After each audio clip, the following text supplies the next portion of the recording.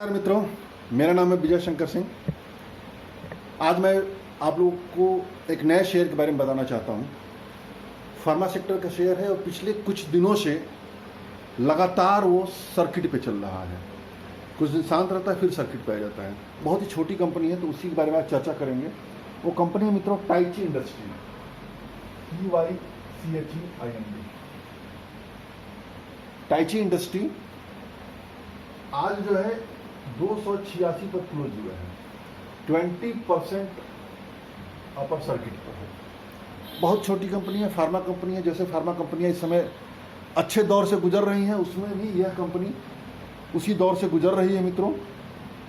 यदि आप इसका रिटर्न देखेंगे तो रिटर्न बड़ा जबरदस्त है। एक मंथ का यदि आप रिटर्न देखेंगे मित्रों तो 50% के आसपास चला गया है। 3 मंथ का रिटर्न देखेंगे तो 140% के आसपास रिटर्न चला गया है। 6 महीने का रिटर्न देखेंगे मित्रों तो 160% का रिटर्न चला गया है। 1 साल का रिटर्न देखेंगे तो 350% से ऊपर का रिटर्न है। और 2 साल में मित्रों 180% के आसपास रिटर्न है। 5 साल में 400% रिटर्न है। यानी देखा जाए तो काफी हाई मोमेंटम वाला स्टॉक इस समय चल रहा है। अब देखिए 1 महीने का, 3 महीने का, 6 महीने का, 1 साल का, सभी रिटर्न जो है बेहतरीन रिटर्न दे रहा है और इस समय अपने ऑल टाइम हाई पे ट्रेड कर रहा है। ऑल टाइम हाई पे ट्रेड कर रहा है। तो ये शेयर कैसा है, इसके बारे में आज हम बात करेंगे मित्रों।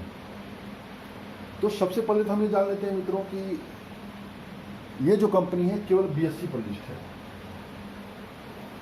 NSE पर नहीं है। और मैं अपनी बात करूं मित्रों तो उसी शेयर में पैसा लगाना पसंद करता हूं जो BSE और NSE दोनों पे लिस्ट होता है। केवल BSE पर लिस्ट होती है तो मैं उस कंपनी में पैसा लगाना उतना उचित नहीं समझता हूं। मार्केट कैपिटल इसका देखेंगे मित्रों, मार्केट कैपिटल इसका 294 करोड़ है। दूसरा मेरे मानक पे खरा नहीं है क्योंकि ये माइक्रो कैप कंपनी है। मैं उस कंपनी में हाथ डालना पसंद करता हूं मित्रों जो कम से कम मार्केट कैपिटल 300 करोड़ हो। तो ये 300 करोड़ 294 करोड़ है। हालांकि 300 करोड़ पहुंचने वाली है, लेकिन धीरे धीरे करके पहुंच रही है। 300 करोड़ के ऊपर पहुंच जाए तो कुछ थोड़ा सा और विचार इसमें किया जा सकता है। PE इसका 12 है, PE इसका बहुत कम है। P/B यानी कि जो प्राइस ऑफ जो बुक वैल्यू कहा जाता है वो 2.94 है। उस हिसाब से मित्रों बहुत ही सस्ता शेयर है, बहुत बेहतरीन शेयर है, बहुत बेहतरीन वैल्यूएशन पे उपलब्ध है। डिविडेंड जो देती है कंपनी 0.42% देती है, बहुत बेहतरीन है, ठीक है। डेब्ट इक्विटी रेशियो जो कि कर्ज की स्थिति होती है वो 0 है। अच्छी कंपनी है, छोटी कंपनियों में कर्ज की कंपनी।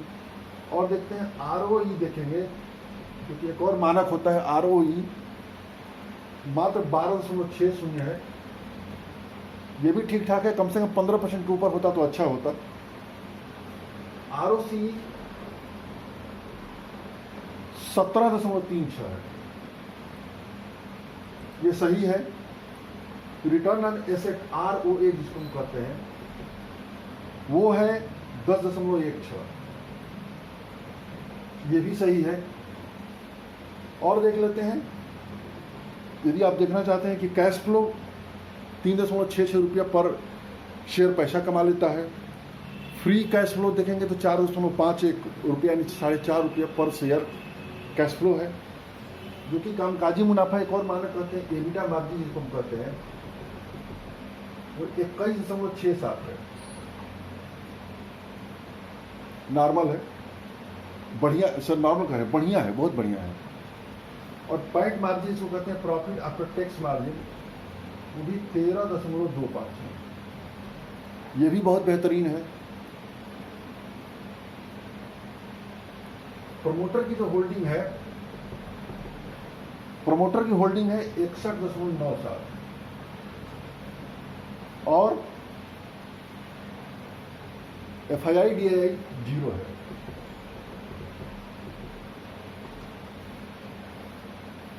प्लेज शेयर 0 है। ये प्रथम दृष्टया मित्रों इस कंपनी को देखने के बाद बहुत ही बेहतरीन कंपनी नजर आ रही है और वास्तव में ये बेहतरीन कंपनी है, लेकिन जब हम इसके सेल्स और प्रॉफिट लॉस के आंकड़े पर जाते हैं तो थोड़ा आश्चर्य करता है, थोड़ा विचार करने को मन करता है कि क्या ये सही में इतना अच्छा है। तो जरा इसका देखा जाए सेल्स आंकड़े।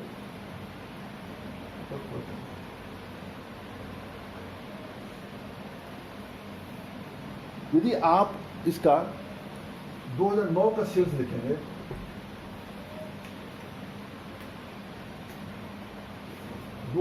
का सेल्स में तो 37 करोड़ था। 2014 में जो बढ़ करके 5 सालों में ये बढ़ करके हो गया 104 करोड़, यानी 3 गुना बढ़ा। लेकिन फिर जब जाते हैं 2015 में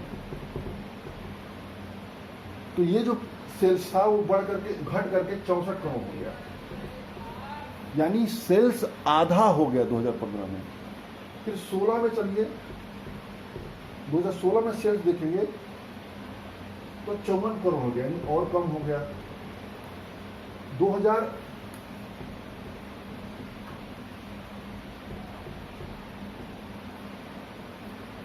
2017 में देखेंगे मित्रों सेल्स 43 करोड़ हो गया, यानी और गिर गया। और फिर 18 से बढ़ना शुरू हुआ।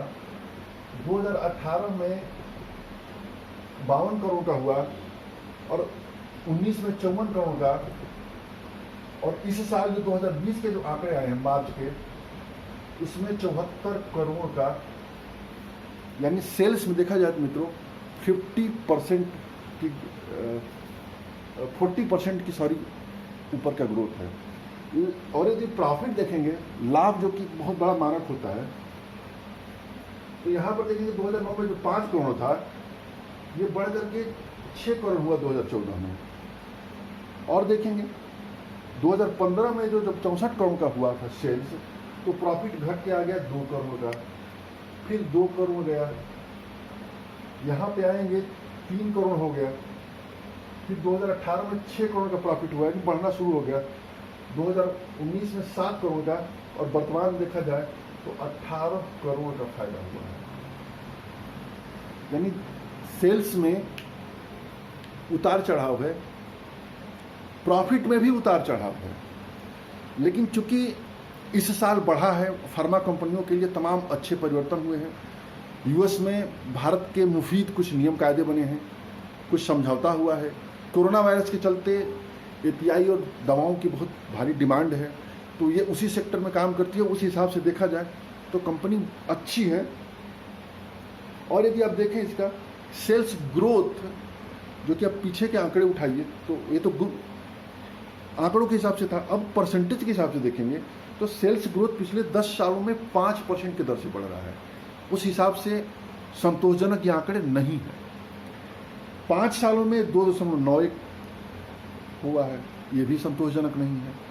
लेकिन जब 3 साल के आंकड़े उठाते हैं तो 3 सालों में जो इसकी सेल्स है वो 20% के दर से बढ़ रहा है। यह जो है बेहतरीन आंकड़ा है, यानी अब जो है इस कंपनी में पिछले 2-3 सालों में बहुत कुछ अच्छा होने लगा है।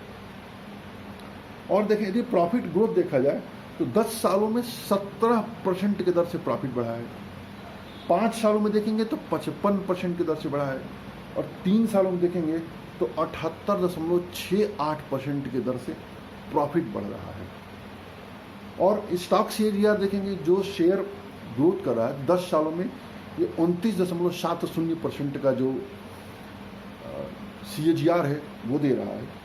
5 सालों में 35% है, और 3 सालों में 44.9 यानी 45% की दर से स्टॉक बढ़ रहा है। तो ये शेयर मित्रों माइक्रो कैप कैटेगरी का शेयर है और थोड़ा रिस्की है, केवल BSE पर लिस्ट है। अन्य मानकों में देखेंगे तो सभी मूविंग एवरेज के ऊपर ट्रेड कर रहा है। तो इस शेयर में निवेश थोड़ा सतर्क होकर के निगाह रखने की ज़रूरत है, क्योंकि ऐसे शेयरों का जो वॉल्यूम होता है बहुत ही कम होता है, इसका भी वॉल्यूम बहुत कम है। तो यदि मार्केट में, यदि स्टॉक में प्रॉफिट अच्छे से देता है मित्रों, तो कभी कभार ऐसा होता है कि आदमी फंस जाता है निकलने के दौरान, क्योंकि जो बड़े ऑपरेटर्स होते हैं, जो बड़े खिलाड़ी होते हैं, वो शेयर्स को चलाते हैं, खरीदना शुरू करते हैं, लगातार सर्किट चलता है, फिर जब उनका लक्ष्य प्राप्त हो जाता है वहाँ से फिर बेचना शुरू कर देते हैं, और जब बेचना शुरू कर देते हैं तो फिर स्टॉक जो होता है लोअर सर्किट पे आ जाता है, क्योंकि वो जो शेयर्स होता है मित्रों, उतनी उसकी डिलीवरी, उतना उसका सप्लाई नहीं होता है जितना कि चाहिए, तो रिटेल इन्वेस्टर फंस जाता है। तो ये शेयर जो है, जो बहुत ज़्यादा ध्यान देते हैं, बहुत ज़्यादा रिसर्च करते हैं, रिस्क लेना पसंद करते हैं, हाई प्रॉफिट लेना चाहते हैं, उनके लिए यह शेयर अच्छा है। ये सिर्फ वीडियो मैंने जानकारी के लिए बताया है, वैसे मैं इस शेयर को न लेने के बारे में सोच रहा हूँ, न खरीदने के बारे में, न ही मैं अपने जानने वालों को सलाह दे रहा हूँ, बस एक जानकारी थी जो मैंने इसमें शेयर किया है। तो उम्मीद है मित्रों जानकारी पसंद आई होगी। यदि आपको किसी शेयर के बारे में जानना हो तो ज़रूर पूछिए, हमसे पूछ सकते हैं, कमेंट बॉक्स में टिप्पणी कर सकते हैं, मैं उस शेयर के बारे में डिटेल जानकारी आपको दूंगा। जय हिंद, जय भारत।